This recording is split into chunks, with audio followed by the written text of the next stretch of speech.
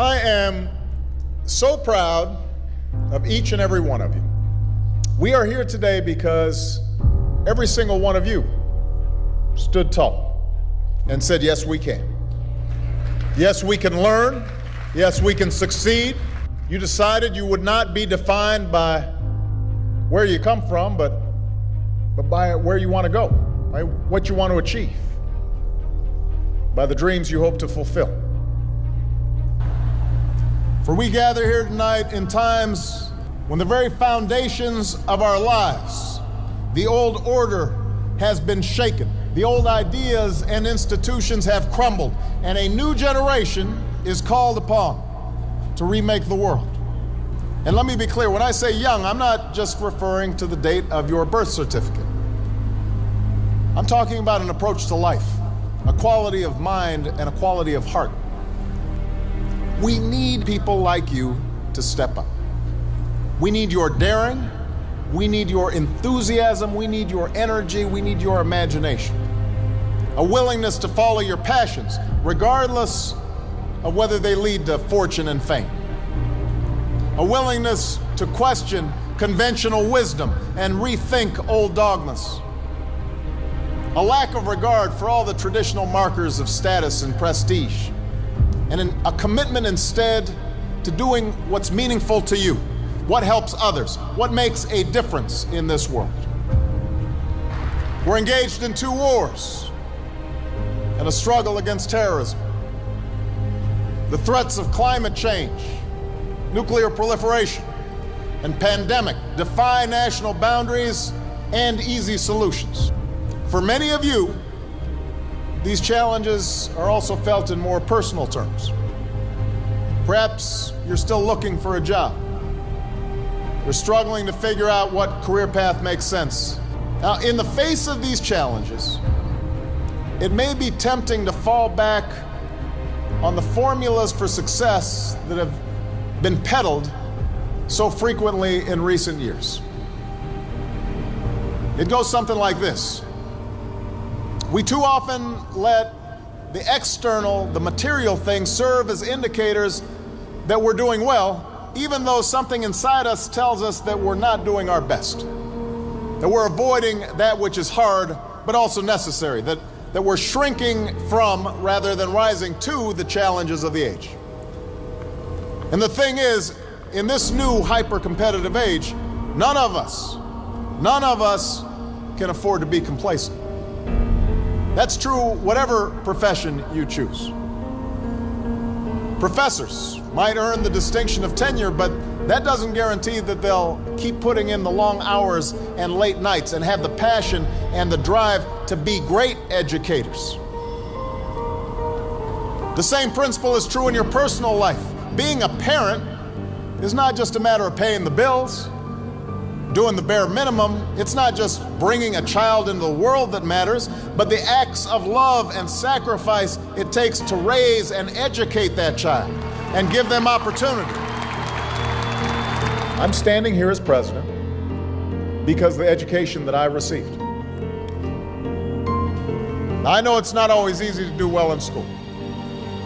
I know a lot of you have challenges in your lives right now. I get it. I know what it's like. My father left my family when I was 2 years old, and I was raised by a single mom who had to work and who struggled at times to pay the bills and wasn't always able to give us the things that other kids had. There were times when I missed having a father in my life.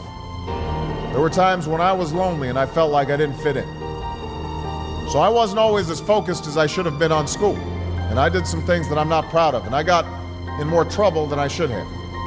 And my life could have easily taken a turn for the worse.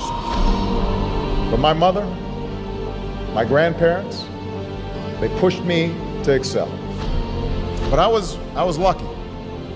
I got a lot of second chances, and I had the opportunity to go to college and law school and follow my dreams. You can't let the past get you down. You have to let it motivate you. Everybody here has got a unique story like that to tell. Each of you knows what it took for you to get here. But in reaching this milestone, there's a common lesson shared by every graduate in this hall. It's not where you are or what you are. It's who you are. Because life will throw some things at you.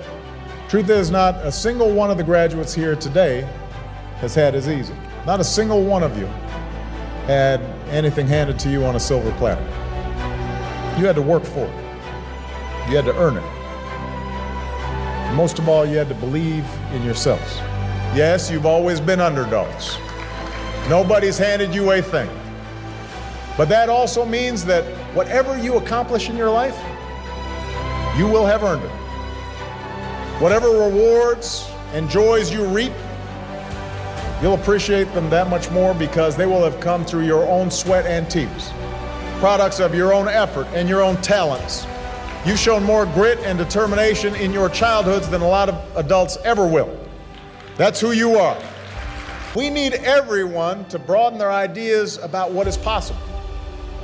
We need parents, politicians, and the media to see how success is possible, how success is happening every day. So that's why I came here today.